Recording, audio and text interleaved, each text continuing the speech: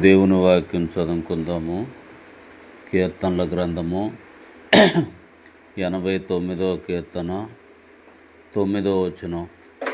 సముద్రపు పొంగు ననచువాడవు నీవే, దాని తరంగములు లెగిసినప్పుడు నీవే వాటిని అణచివేయుచున్నావు. చాలు.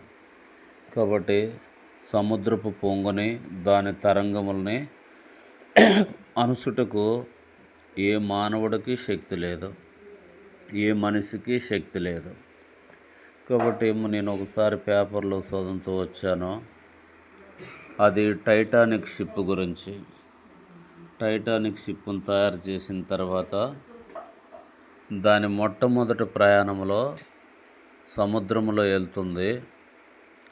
అది కాస్త దూరం వెళ్ళిన తర్వాత సముద్రంలో మంచుగడ్డలు లెగుస్తూ వచ్చాయట. ఉన్నట్టుండి ఆ మంచుగడ్డలు లెగిసినప్పుడు దాన్ని తప్పించుటకు వాడ నావికుడు ఎంతో కష్టపడుతూ వచ్చాడట. తప్పిస్తుండగా టైటానిక్ షిప్ చివర తలుగుతూ వచ్చిందట. చివర తలిగి వెళ్ళిపోతూ వచ్చిందట.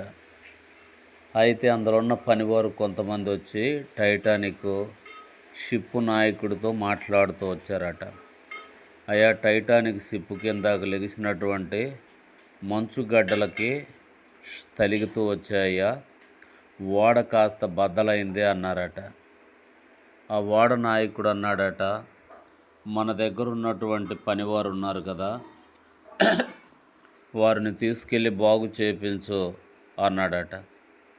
ఆ పనివారు అన్నారట, అయ్యా, అది బాగోయేది కాదు, మన టైటానిక్ షిప్ గంటలో 2 గంటల్లో మునిగిపోబోతుంది అని చెప్పాడట. అలాగనే 1-2 గంటల్లో టైటానిక్ షిప్ మునిగిపోతూ వచ్చాయి. కనుక సముద్రంలో నుంచి లెగిసినటువంటి పొంగు కానివ్వండి, సముద్రంలో లెగిసినటువంటి ఆ మంచు గడ్డలు కానివ్వండి, అవి వినుము కంటే ఎంతో బలవంతమైనవాట, శక్తివంతమైనవి. అలాంటి వాటిని అణచాలంటే మానవ శక్తి సరిపోదు. మన దేవుడు కనుక సముద్రాన్ని, భూమిని, ఆకాశాన్ని, పర్వతాలను సృష్టించిన దేవుడు కనుక నోటి మాటతో వాటిని అణచగలడు. సముద్రపు పొంగ ఆగంటే ఆగుద్ది, సముద్ర తరంగాలు లెగొద్దంటే లేకుండా మానేస్తాయి. మనల్ని రక్షించిన దేవుడు అంత శక్తిమంతుడు. మనమేమడిగినా ప్రభువు కాదనకుండా ఇస్తాడు.